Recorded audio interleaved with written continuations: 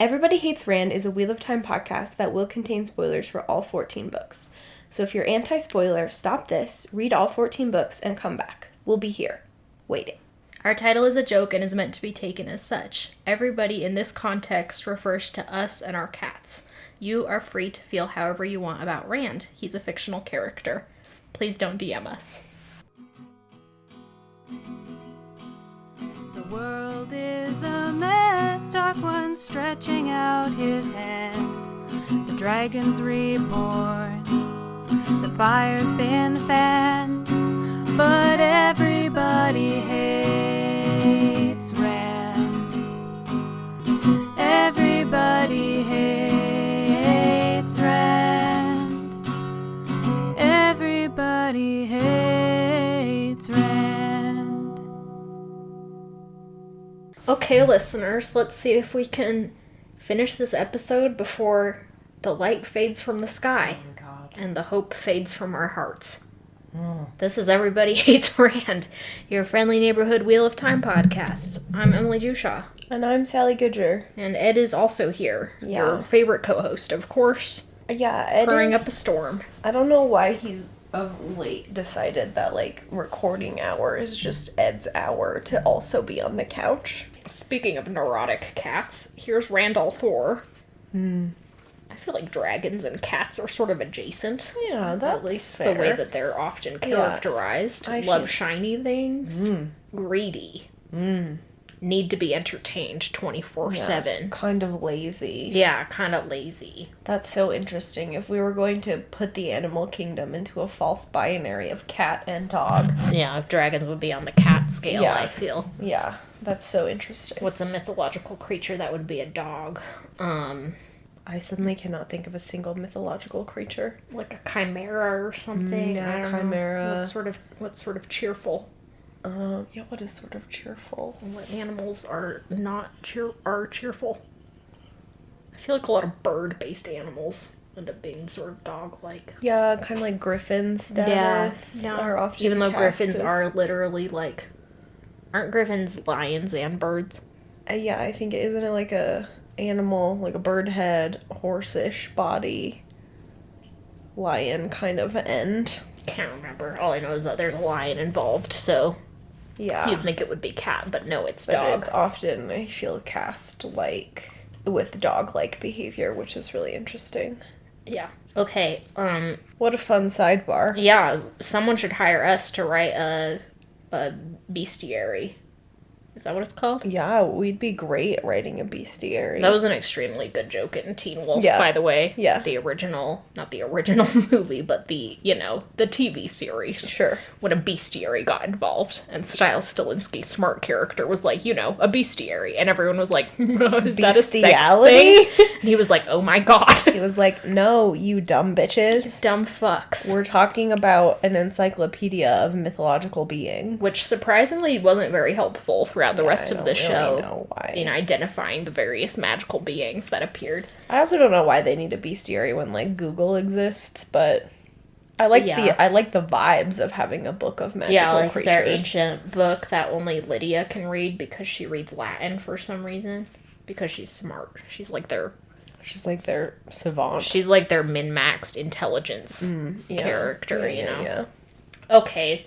Enough about Teen Wolf. Enough about MTV's Teen Wolf. So we're with Rand and everyone else, except for Lord Algarin, who has gone off to the Black Tower, apparently, and now they're just, occupying in his empty house, which feels like squatting. They're squatting, but no one's going... squatters' rights, Yeah, I guess, or whatever. Anyway, Loyal is apparently mid-interview of Rand for his little book and is complaining because Rand isn't giving him very many heroic-sounding details. And Rand's like, honestly, I don't have anything else to say. And Loyal's like, God, well, I hope Matt and Perrin will be more helpful. And I'm like, Matt probably will be extremely helpful. That little bastard loves talking about himself. Yeah. He's got a dramatic flair. Yeah. Or at least Tom will be helpful in talking about Matt, because Tom was there for most of it. What's hilarious is that this scene slowly expands and more people turn out to be in the room. Mm-hmm. You're like, oh yeah, just a normal conversation between Rand and Loyal. interviewing about the most intimate details of Rand's life. And then it's like, no, Min is also there. And so are their maiden bodyguards. And so are Kadsuan and Varen and, like, 6 other Aes Sedai. Yeah. So you're like, Loyal, do you maybe think there might be a reason Rand's not giving you a lot of, like, juicy deets? Loyal's like, I just can't imagine why Rand, who has an extremely combative relationship with half of these people, wouldn't be like. And then, Loyal, I got sent into prison and had a whole panic attack about it. And now I'm mentally unwell. Instead, we just have Rand being like, I'm fine, every 5 minutes. Yeah, Rand's giving this sort of PowerPoint outline of what happened. Yeah. I was here. I went there. Other This people happened. did shit, etc., etc. Loyal does have this funny line where he's like, even Nynaeve gave a better account than you, which I think is pretty brutal. Nynaeve, Yeah. who of course we must take with a grain of salt. Yeah. Nynaeve is also there, by the way. And everyone's mad at each other as usual. We sort of slowly find out that they're just waiting on various things. The whole Shanshin situation, apparently Bashir is still negotiating off somewhere to arrange this meeting with the Daughter of the Nine Moons. As they're sitting there, Logain comes in and is like, I'm back, bitches. I have done what you asked me, and sent a lot of the Ashaman to Eridoman. I think that's where he sent them. Yeah, that sounds right. Yeah, he's like, I sent like half the Black Tower to Eridoman, and he's kind of like, the situation there's really bad because they don't know where the king is. They think he's dead. Everything's really chaotic. And now also apparently Ruark and Dobrain are there. Yeah. So this is like the first indication we've been given that Rand is now trying to do something about the Eridoman situation. Mm-hmm. Like, this has not been indicated. I don't even know if Rand knew that Eridoman was a country. Yeah. until this point. Yeah. So, while I'm not asking Robert Jordan to, like, hold my hand through every single one of Rand's decisions, generally that's what we're arguing against in this series. It is a little wild that all of a sudden we're like, so he's also doing something about Eridoman? Yeah. Like, I thought he was very focused on the Shanshin, you know? Yeah, it's like we need a sort of happy medium of actually being able to follow the plot and being trusted to be smart enough to figure out what's going on, which is a hard balance to strike, I'll admit, but you'd think by book 11. Yeah, as it is, it feels like Robert Jordan went on Reddit and all the Redditors were like, so is Rand just ignoring everything about the entire rest of the world while he focuses on the Shanshin? And Robert Jordan was like, I must answer that challenge. Yeah. Somehow, you know, the way, like, Game of Thrones writers and Westworld writers were like, if Reddit figures it out, then the writing was bad. then we have to to change it and make it worse. Your it's writing not like wasn't people bad. Picked up on foreshadowing or anything like that. Makes me nuts. But you guys, themes are for 8th grade. Yeah, themes are for 8th grade so book reports, so you don't need them in your work. just say whatever you want. Real men don't need themes. Real men don't actually write. They just, like, let the actors say whatever they want. Yeah, it's just improv constantly. Yeah, Game of Thrones improv. I would kill for a Game of Thrones improv. Where just, like, everyone being in character and, like, Peter Dinklage being forced to, like, come up with... Yeah, with plot. with plot. Yeah. I want to know what he would come up with. Yeah, I bet I think it would be better. Yeah. 100%.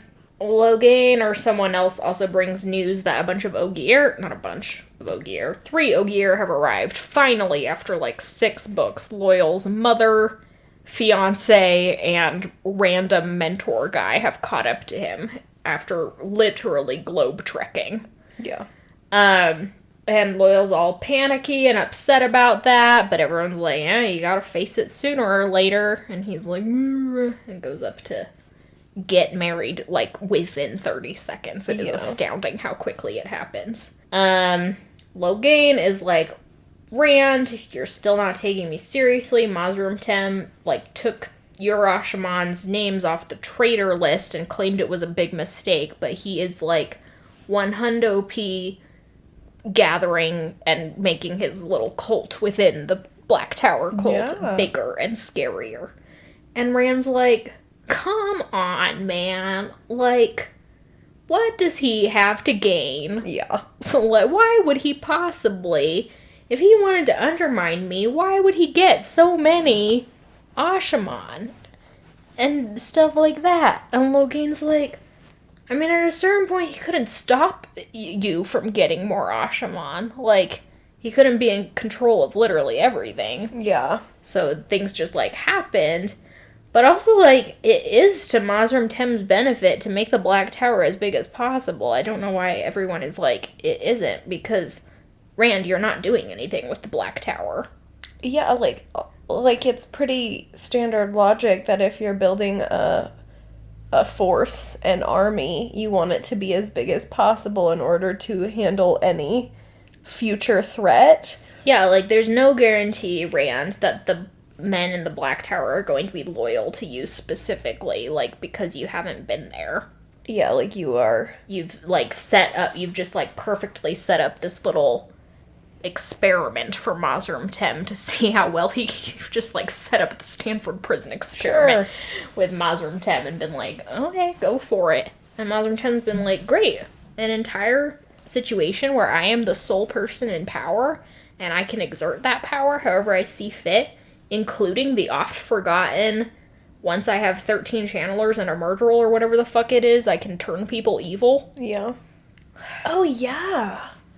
That's a deep cut of Wheel of Time lore. Because I was doing a graffitied book of The Dragon Reborn yesterday. Yeah. And I was sitting there, and I was like, oh yeah, this is a thing.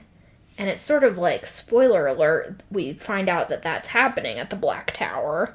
And then it was like, and then I was also doing a transcript where we were complaining about how there are Black Aja in every square foot of this continent. And I was like, oh my god, wouldn't it have been so interesting if Robert Jordan brought it back around and was like, yeah, there were like 2 Black Aja to begin with, or 13, I guess. And they just slowly have been brainwashing people into becoming evil, and that's why there's so fucking many of them. Yeah. But no! That didn't happen. Robert Jordan just said all ladies are evil, or something like that. Yeah, it's the deep-seated misogyny rather than the commitment to narrative integrity. Once you've gone to a religious-coded school and had lesbian-coded adventures with your schoolmates, you just become more susceptible to evil. Yeah. I think that's just, human nature. Newton's third law or whatever. Newton's fourth law is about evil lesbians. Women who do lesbian stuff, more evil. More evil. That's it's actually a theorem. I'm joking, but I think that, right-wing nuts genuinely think that, so. Sure. Yeah. How upsetting. I also love the idea that there's just, a murderer hanging around the Black Tower or whatever. I know, who's just, on brainwashing duty. Yeah. Is he just in... Does he get breaks? In Mazrim Tem's, basement or whatever? Does yeah. He Does he need to unionize? Yeah. A one murderer union. Him and the White Tower murderer are just it's a 2-man union. Along with Grady and Nield. Or is he having an affair with Mazrim Tem? Ooh. Not a lot of people have suggested that maybe Myrtle could do sex stuff, but... I thought, don't the Myrtles do a lot of rape stuff? Yeah, they do a lot of rape stuff, so that feels more gross now. That I've said that, but someone could fall in love with Mazrim Tem. I can't imagine who, but someone. Charles Guybon. Charles Guybon and Mazrim Tem. Charles Guybon, the honeypot spy. Yeah, is actually... I will seduce this man, this evil man. He takes the hairnet off his hair in Shrek 2 with Prince Charming. Yeah. Oh, Charles Guybon as a Prince Charming-esque Shrek figure. Oh, Charles Guybon, my beloved. While all this is going on and everyone's talking, Rand's getting a lot of interactions with Lews Therin in his head. Lews Therin seems to be becoming a more vocal presence. Of course, that's been sort of building up for the last 11 books, but it's going to come to a head here in a minute. Logain also gives news from Andor, he's like, yeah, it's going fine, I guess. And then Cadswan is like, stop yelling at each other, Logain and Rand, but of course she says it in the, like, rudest way possible. And Varen pipes up and is like, well, even if Tim's evil, you probably just can't deal with him right now. You'll just have to wait until after the last battle, because the last battle is very clearly coming because of all of the ghosts. And everyone's like, thanks, Varen, for that cheery reminder, but, like, yeah, someone's gotta say it. Yeah. Someone should. Might as well be Varen. And Rand's like, well, Cadswan, you're my advisor, so what do you think of my plan to have a treaty with the Shanshin? And Cadswan's like, oh man, the very first time he has ever asked me for advice. I better not fuck this up. And then she proceeds to, like, just say vague shit and not really be any very helpful. She's like, it'll be unpopular. And it's like, if Rand couldn't figure that out on his own, then I guess, yeah, he does need the world's most useless advisor. Something's better than nothing. Yeah, seriously, it will be unpopular. Okay. But yeah, it's not exactly breaking news, Cadswan. She's like, yeah, the people who got conquered aren't gonna love that you're just like, sure, keep those lands. And Rand's like, here's the deal, Cadswan. After the last battle, I'm gonna be dead, so it won't be my problem. So I'm just limping this world over the fucking finish line. And it's like, patently, Rand, if you win, there will not be a finish. It will not be a finish line. Yeah, like, worlds keep going. It will keep, the things will keep happening. The Shanshin will keep being there. Yeah, it's also just, like, such a telling attitude to be like, nah, I'm gonna be gone, so it's not my problem. I know, he's just like, whatever. The apathy. Yeah, the apathy, exactly, and the just, like, foisting of, ultimately he's just foisting responsibility for his own decisions onto the people of the future, which is very sort of, like, 80s, 90s businessmen blowing up the ozone layer. Yeah, American Psycho over here. Yeah. He also, finally, we get the big reveal that the reason he's all gung-ho for these talks with the Shanshin are that way back in book 4, when he went to talk to the Aelfin, along with Matt and Moiraine, who also talked to the Aelfin, one of the questions he asked was like, how can I win the last battle, or something like that. I don't remember.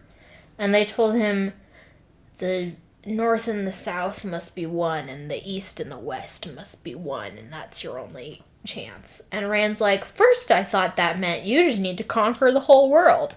But then the Shanshin came back around, and what do you know? They sort of conquered the east and the southern portions of the map. So now I'm convinced that I have to make nice with them, and together we will all fight the last battle. And unfortunately, that is what happens. Spoilers. But it's like, it didn't have to be. Robert Jordan, you had 11 books. Well, you had 8 books to decide to do something different with that prophecy. Like, he has very purposely withheld that information from us about Rand's answers from the Aelfins, and only dropped it now. So it sort of, it just sort of feels, cheap, I guess. Sure, I agree. I think it is a bizarre, I mean, it is kind of interesting to have, like, we got all of Matt's prophecies because we were in Matt's point of view when he was with the Aelfin and the Aelfin. We get none of Moiraine and Rand's unless they choose to tell us. Mm-hmm. That's kind of an interesting narrative device, but it also feels like the Aelfin and the Aelfin are so far removed, so for Rand to not be kind of, like, maybe in his own head at least referencing the prophecies, which he doesn't really do a whole bunch, it feels very strange as a plot device to just, like, throw this back in there. But I also think it really aligns with Robert Jordan's project, as we've talked about, of making the Shanshin integral to this world. Say, like, having a prophecy from our magic fox and snake people that the only way to win the last battle is with the Shanshin's help is just, like, the most cosmic underscoring of the fact that the Shanshin are good and they should exist in this world because that's the only way we're gonna win. It's just, like you said, it's cheap and it's gross. Yeah, and it just feels like he wrote himself a loophole by not telling us what Rand's prophecies are. And I agree, like, it would totally have worked in other circumstances for him to not give us that information right away. But, like, the fact that he's waited literally 8 books until we're on the precipice of meeting that prophecy in some way, or, you know, it's now being directly incorporated into Rand's plan. But it's like, it just feels like Robert Jordan was like, okay, I know that I have these characters who give 3 prophecies that have to come true. I'm not going to tell you Rand, so that the next time Rand makes a seemingly irrational decision, I can just be like, oh, it was prophesied, and so he's doing that. Yeah.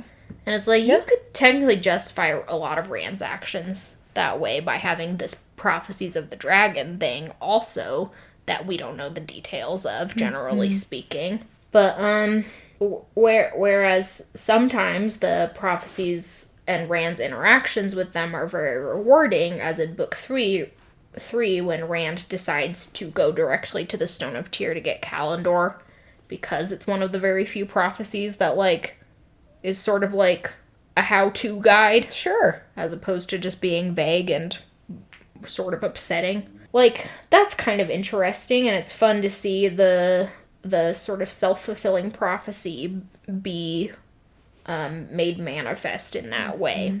But then, that also was an instance where we got the prophecy and then got to sort of think about it on our own, and then Rand acted on it. Yeah. And here we're giving Rand's actions followed by the prophecy. Yeah, I think there's, like with Kalendor in particular, like, I think The Dragon Reborn is such a good book for so many reasons, but also the, like, very clear decision of Rand to be like, this is a prophecy and this is what I think it means, and so I'm going to act upon it, and we get that groundwork laid up front and get to see how that plays out. And we still get to be sort of, like, surprised and delighted by how that prophecy plays out is, like, very good writing to, like, give you the story beforehand and still make it interesting. I think that's also the case with Matt's. Yes, there's some, like, room to interpretation with his that he figures out throughout the story, which is also really interesting for him to be, like, the mechanic of him asking every woman he meets if the Daughter of the Nine Moons means anything to them is, like, really interesting, because this is, like, a prophecy he's, like, figuring out. But it's the same thing with Matt, sort of, like, giving all the details beforehand and still being able to surprise and delight us with them is, like, I think better writing and more engaging than just having the prophecies floating around for 8 books and then being like, I'm just going to use them to the most benefit right now. Yeah, like Matt's prophecy, like, half the light of the world to save the world, the moment that comes to fruition is so satisfying. Yeah. Because you're like, this is the one that Matt hasn't really thought about very much, and now here he is, and it's, like, very obvious to him all of a sudden. It just, like, clicks into place. Yeah. I don't know, yeah, just Rand continues to not have the best luck with Robert Jordan's prophecies. Yeah, Rand is just a victim of his own prophecies. Yeah, that's true. Loyal goes to meet his mom and them. He's super worried about it. Loyal is a lovely character. I think he's more lovely when we're outside of his own head. Sure. I find that Robert Jordan's this might be the only Loyal point of view we've ever had. I can't remember recall, either. But it feels very clumsily written to me. It feels like Robert Jordan is in the ways that when he's in an ale person's head or in a sea folks person's head, he's, like, constantly underscoring the differences between them and the majority group, the racially coded white people.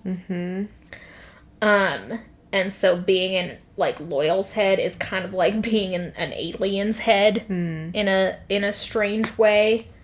Not because Loyal is speaking in a different language or something, but it's just because Robert Jordan nonstop is like, look how weird Ogier culture is. Yeah. And look how bizarro this whole thing is. And look how they find each other's ears sexy instead of tits or asses or whatever the fuck, you know? So that's just my 2 salts on two salts. 2 salts. I don't even know what I'm trying to say. Your 2 cents. My 2 cents, God. There's salt, grain of salt. No, I agree completely. Like, it's pretty obvious throughout reading now multiple different cultural groups that Robert Jordan does not respect the differences he wrote into his own series. I would say, with the exception of the Shanshan, they are the only one given, like, an actual level of humanity in their own points of view. And even them, there's a lot of the same sort of thing of being like, isn't it weird how different they do things? It's just, I think, a little bit more human in their points of view. And it's just like we've talked about, it's very upsetting and bigoted, especially for the racially coded groups. The Ogier are like a weird facet of this world in general. Are sort of entish figures, as we've talked about, that are meant to be a totally different species rather than a totally different race and culture. So I don't really know why it ends up feeling like Robert Jordan just wants to be like, look at how different they are. What am I trying to say here? It just feels weird and clumsy, like you said. And also, I feel like the technique he's trying for is like a defamiliarization thing, to like be in the point of view of someone who is a different species. And instead of just like letting it be very natural that Loyal experiences the world differently, or like Avienda experiences the world differently, it always has to be like, look at how they experience the world differently. It's this level of mediation between us and the experience of this minority group that makes it feel like you're looking at them through a glass window at a zoo. Yeah, I think this particularly comes out a lot when he's talking about gender dynamics, because of course that's his whole shtick. And here with Loyal, what we're getting is that the Ogier are a very matriarchal culture. Yeah. And so Loyal comes in and it's like this whole decision about his marriage is not being made by him, it's being made over his head. It was arranged between his wife and his mother. He doesn't really have a say in it, and it just happens regardless of what he wants. And he explicitly tells us that he doesn't want to get married right now. He would like to in the future, but this is not the ideal time for him. And Robert Jordan is, he has done similar things to this in the past, but again, I think he's using a sort of defamiliarization technique. And if we're being really generous with him, what he's trying to do is flip traditional gender dynamics just to be like, look, this is how in a patriarchy men treat women, and isn't that weird? Yeah. And unsettling, and blah, blah, blah, blah, blah. If we're being less generous, it's just Robert Jordan being like, look how much it sucks for women to be in charge. Yeah, absolutely. And I think there's a grain of both in there, and I think that pervades the entire series. Robert Jordan clearly thinks he's a bit of a feminist, but, yeah, but can't ever resist making women in power a complete disaster. Yeah, absolutely. Some real implicit bias is coming out there. So, that's such a good point about poor Loyal is what we're supposed to think the entire time. Yeah, look, he's just getting the old ball and chain is over here. And it's just, like, so silly for someone to, like, really commit to the defamiliarization of, like, an entirely new species. Why do they have to get married in a way that makes sense to us at all? And it's just like, better writers have done the defamiliarization of gender dynamics. The Left Hand of Darkness is right there on our shelf looking at us. Yeah, exactly. Absolutely. Ursula's covered this ground. Yeah, listen, if Ursula's already done it, there's no reason for us to keep doing it. Rehash it. Like, she did not put in all that work. She did not grind morning, noon, and night. And she did not fucking pull her punches. Yeah. What the fuck are you talking about, Robert? For you to just sit here and be like, wow, these... Tee-hee, women are mean. Yeah. Anyway, Loyal and Aerith are now married. Yeah. Aerith immediately starts asserting her dominance as wife to... Loyal, as opposed to now she's in charge instead of his mother. Loyal's mom and also the mentor figure, Elder Heyman, I think, both want to get back to the steading real quick because there's a big... The Great Stump. The Great Stump, which is very familiar to the Entmoot. Yeah. In which these more or less peaceful, long-winded creatures are going to congregate and decide what they're going to do about the looming world ending. Yeah. by talking about it. Really long-winded. Yeah. So very clearly just, lifted right out of Two Towers. And Loyal is like, I want to talk at the Great Stump. And his mom's like, negs him about it. Yeah. And then Aerith's like, well, he can talk if he wants, because I grant him permission. Because again, look how mean women are. Look at what It's me, the Handmaid's Tale, rearing its ugly head. Oh my god. Barf, barf, barf. And Loyal's like, okay, and starts giving this little oration that is just like, yeah, we have to be involved in the last battle, because it's the whole world, and it affects us. We live here. Yeah, like, a super interesting thing that I hate is one of those things that you, like, have to be on the Wheel of Time wiki to fully understand is, like, Loyal's mom is like, it's time to open the book of translation and get the fuck out of here. And you're like, what does this mean? And it means if they open this book, they go to a different dimension. It literally is a rapture. Yeah. I'm not joking. Like, in the Bible, there is such a thing as translation. Yeah. There has, in the Old Testament, an entire city was so perfect, so sinless, that it got translated, meaning that it was lifted straight up into heaven. And that is the theory by which we get the rapture. The good people will be summoned back to heaven. And so, yeah, we're now being told, okay, so the Ogier can just do that, and not only can they do that, but it's their own fingers on the lever, you know? It's not like God is up there, like, time for the Ogier to join me. It's like the Ogier are like, time to join God. Hope you're ready, bitch. That's insane. Yeah. Maybe I'm misunderstanding, but my understanding was not necessarily that they're just, like, going to a better place, that they're just going to.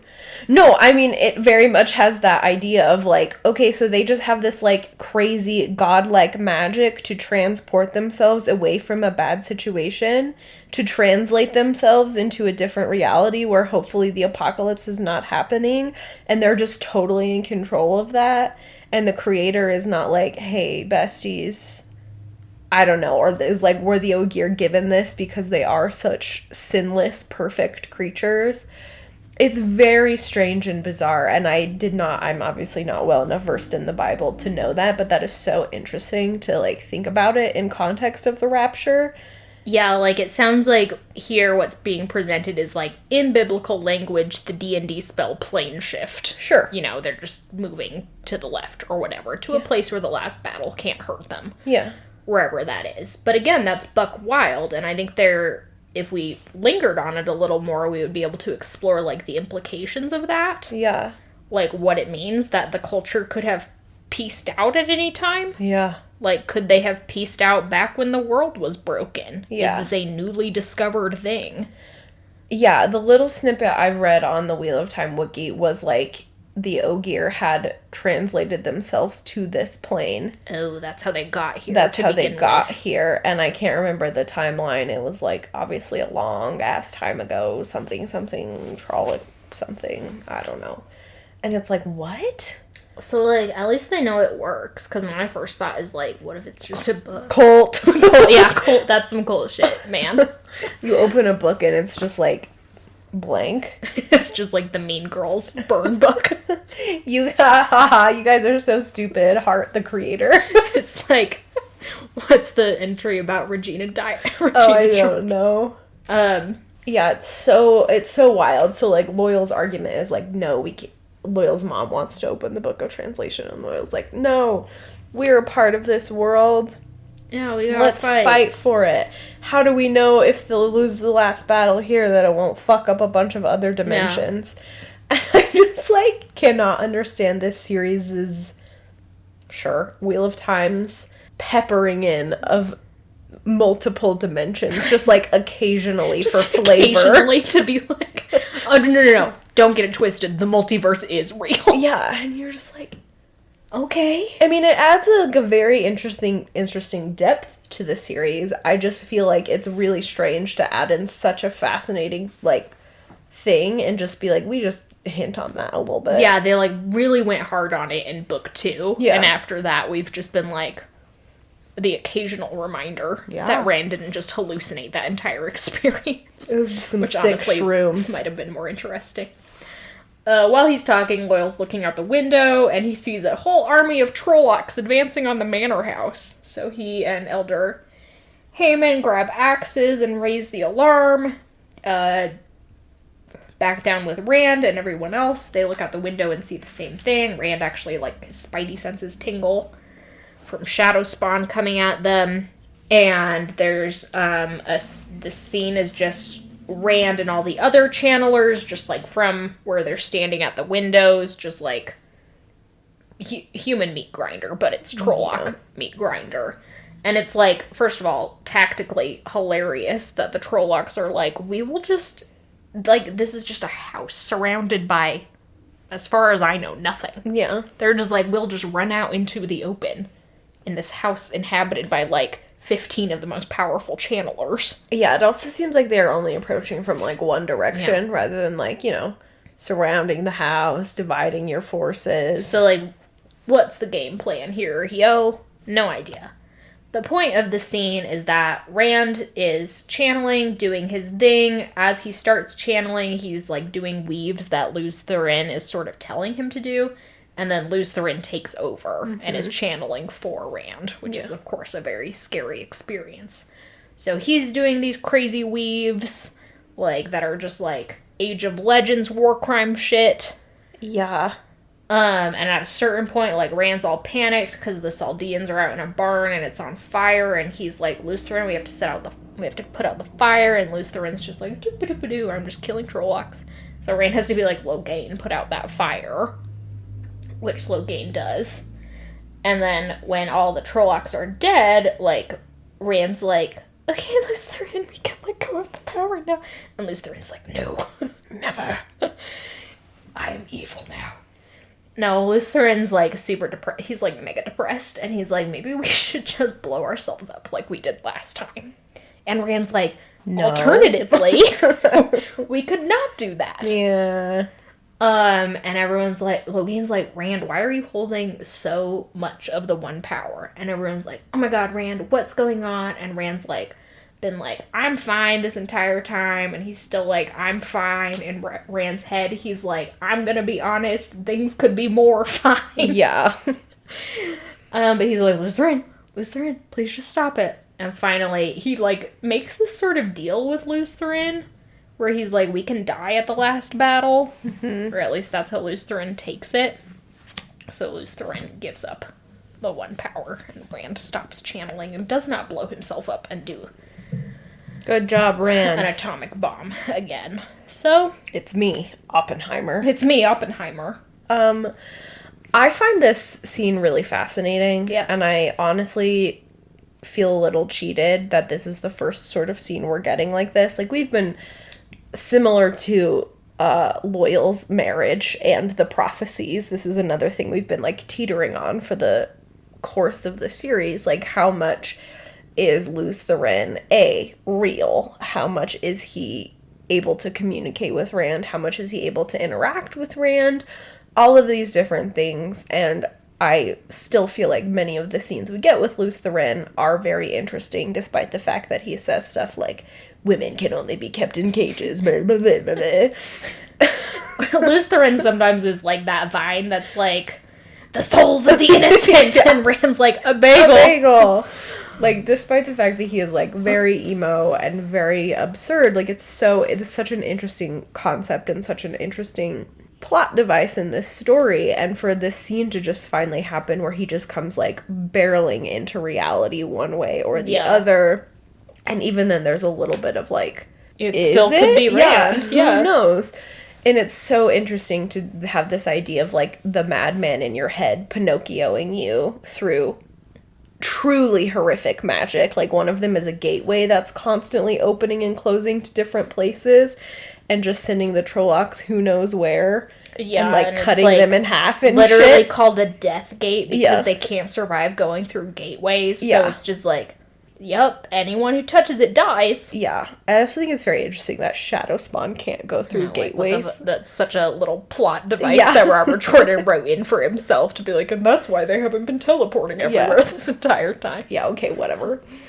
Anyway, it's just, like, so interesting and so well written and fascinating and horrifying, and the idea of everyone at the end being like, why are you supercharged with... Yeah, it's like his eyes are glowing. Yeah. And they're all like, what the fuck? Like, it's so good, and I just wish that we got...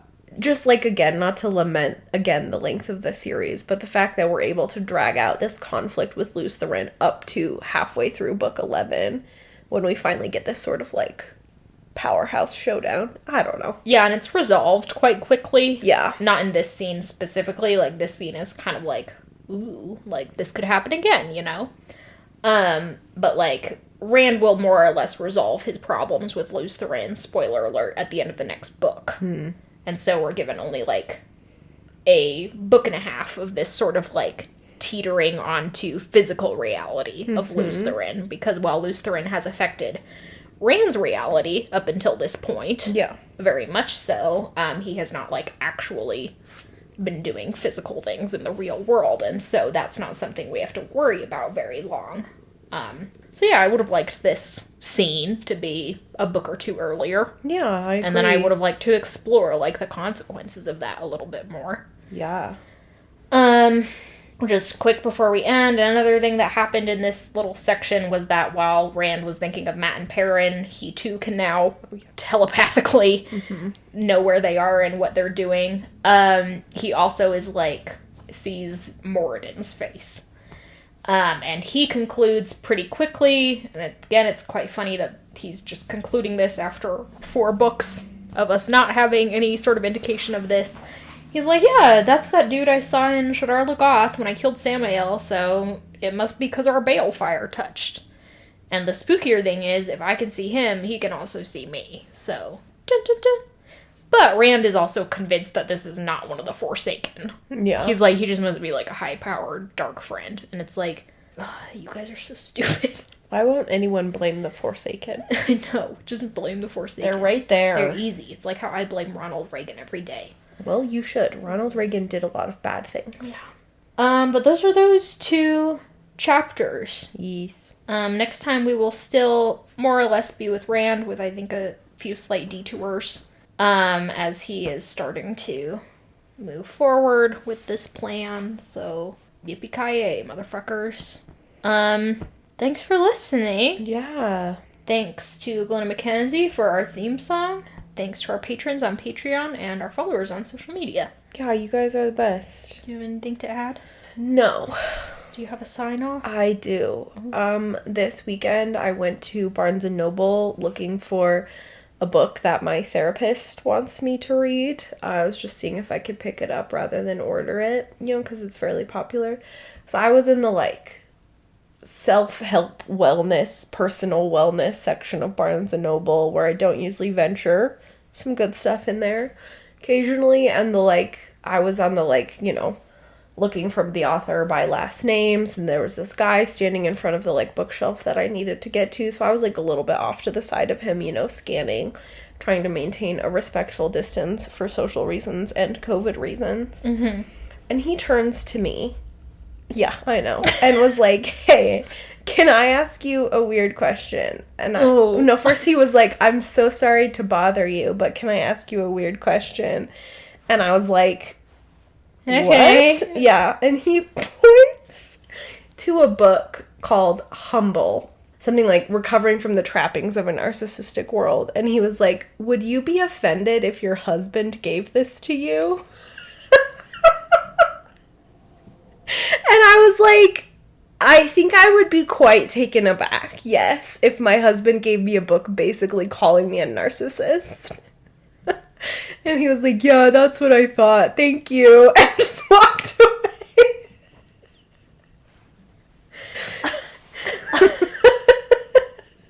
I want to inhabit this guy's reality know, so bad. I know. He's in the fucking bookstore, and he's like, sees the word narcissist, and is like, my wife.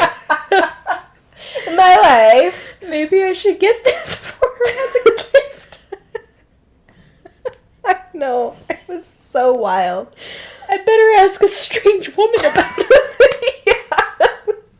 This woman should give me advice on my marriage. Hey, stranger, would you be offended if your partner gave you a book titled How to Be a Better Person? Yeah. Hey, hey, you're actually quite shit. Here's how to be less shit. Would you be offended if your partner gave you a book titled I Want a Divorce? So maybe I saved someone's marriage this weekend, you guys. Oh man, that one really got me. I can't believe you didn't tell me. I know, it was another one I was sitting on, waiting. Okay, everyone, have a good